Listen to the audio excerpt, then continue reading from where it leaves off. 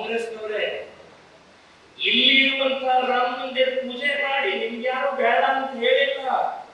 ಆದ್ರೆ ಅಯೋಧ್ಯ ರಾಮ ಮಂದಿರ ಅಂತಂದ್ರೆ ಜನ್ಮಸ್ಥಾನದ ರಾಮ ಮಂದಿರ, ಅಲ್ಲೇ ಹುಟ್ಟಿದಾನೆ ರಾಮ.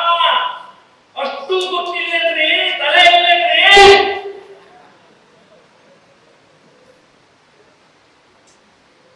ಆ ದೆಹಲಿಯಲ್ಲಿರುವಂತಹ ಬಾಬರನಿಗೆ ದೆಹಲಿ ಒಳಗೆ ರಾಮ ಮಂದಿರ ಇದ್ದು ಇಲ್ಲ, ಅದನ್ನು ನೋಡಿಬಹುದಾಗಿತ್ತ.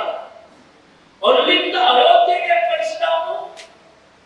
ದೆಹಲಿ ಒಳಗೆ ರಾಮ ಮಂದಿರ ನೋಡೋದು, ಆ ರಾಮ ಮಂದಿರ ನೋಡದೆ ಅಂತ ಹೇಳಬಹುದಾಗಿತ್ತು.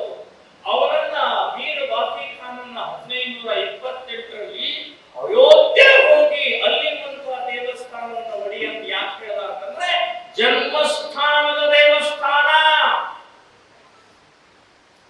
ಜನ್ಮಸ್ಥಾನದ ದೇವಸ್ಥಾನ ಹೊಡೆದ್ರೆ ಈ ದೇಶದ ಹಿಂದೂಗಳ ಹೃದಯ ಹೊಡೆದಂಗೆ, ಸ್ವಾಭಿಮಾನ ಹೊಡೆದಂಗೆ, ದೇಶಭಕ್ತಿಯನ್ನು ಹೊಡೆದಂಗೆ ಅಂತ ಆ ಬಾಬರ್ಗೆ ಗೊತ್ತಿತ್ತು. ಆದ್ರೆ ಸಿದ್ದರಾಮಯ್ಯ ಗೊತ್ತಾಗಿದೆ.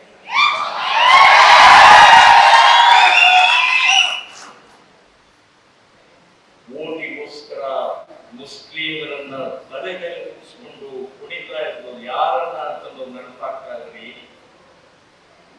ಕಾಂಗ್ರೆಸ್ನವರು ನಾವು 22ನೇ ತಾರೀಕು ಅಯೋಧ್ಯ ದೇವಸ್ಥಾನದ ಉದ್ಘಾಟನೆಗೆ ನಾವು ಹೋಗುವುದಿಲ್ಲ, ಬಹಿಷ್ಕಾರ, ಬಾಯ್ಕಾಟ್.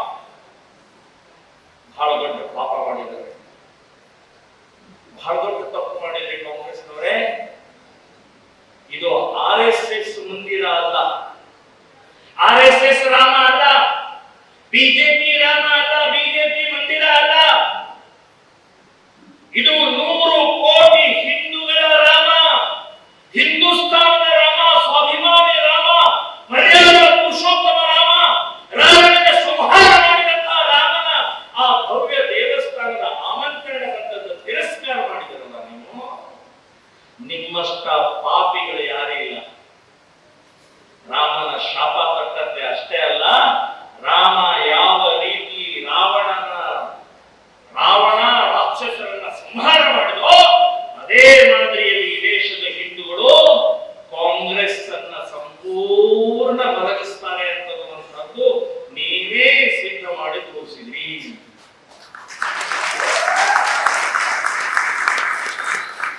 ಬಂಧುಗಳೇ, ನಾವು ನೆನಪಿಟ್ಟುಕೊಳ್ಳಬೇಕಾಗಿದ್ದು ವಿವೇಕಾನಂದ, ಛತ್ರಪತಿ ಶಿವಾಜಿ, ಡಾಕ್ಟರ್ ಅಂಬೇಡ್ಕರ್, ಸಂಗೊಳ್ಳಿ ರಾಯಣ್ಣನ, ಕಿತ್ತೂರು ರಾಣಿ ಚೆನ್ನಮ್ಮನನ್ನ, ಒನಕೆ ಓಬವ್ವನನ್ನ, ಸುಭಾಷ್ ಚಂದ್ರ ಬೋಸನ್ನ, ಭಗತ್ ಸಿಂಗ್ನ, ಆಜಾದನ್ನ, ಸಾವರ್ಕರನ್ನ ಇವರ ಕಣ್ಣು ಮುಂದೆ ಇಟ್ಟುಕೊಂಡು ಗುರಿ ಹಿಂದೂ ರಾಷ್ಟ್ರದ ನಮ್ಮ ಗುರಿ ಅಂತ ನೆನಪಿಟ್ಕೊಳ್ಳಿ. ಕೊನೆಯದಾಗಿ ಒಂದು ಮಾತನ್ನು ಹೇಳಿ ಮುಗಿಸ್ತಾ ಇದ್ದೀನಿ. ಬಾಬರ್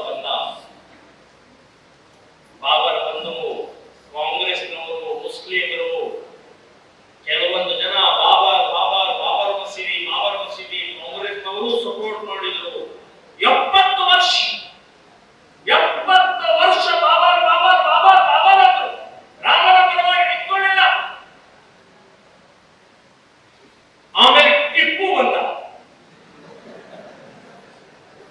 ಟಿಪ್ಪು ಎಷ್ಟು ಅನಾಹುತ ಮಾಡಿದ ಅನ್ನೋದು ದಾಖಲೆ ಇದ್ದಾಗಲೂ ಕೂಡ ಟಿಪ್ಪುನ್ ಜಯಂತಿ ಸರ್ಕಾರದವರ ಮಾಡಿದ್ರು. ಮುಸ್ಲಿಮರ ಬೇಡಿಕೆ ಇರಲಿಲ್ಲ, ಮುಸ್ಲಿಮರು ಯಾರು ಹೇಳಿರಲಿಲ್ಲ ಟಿಪ್ಪು ಜಯಂತಿ ಆಚರಣೆ ಮಾಡಿ ಅಂತೇಳಿ.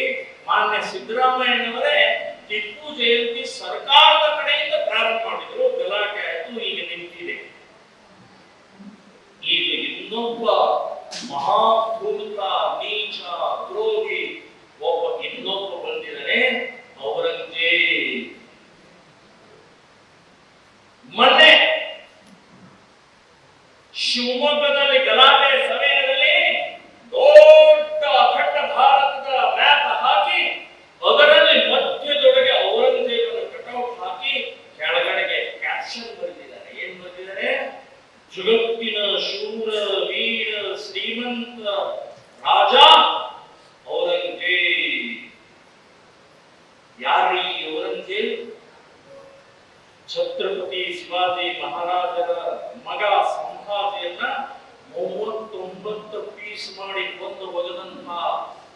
ವ್ಯಕ್ತಿ ಔರಂಗಜೇಬ್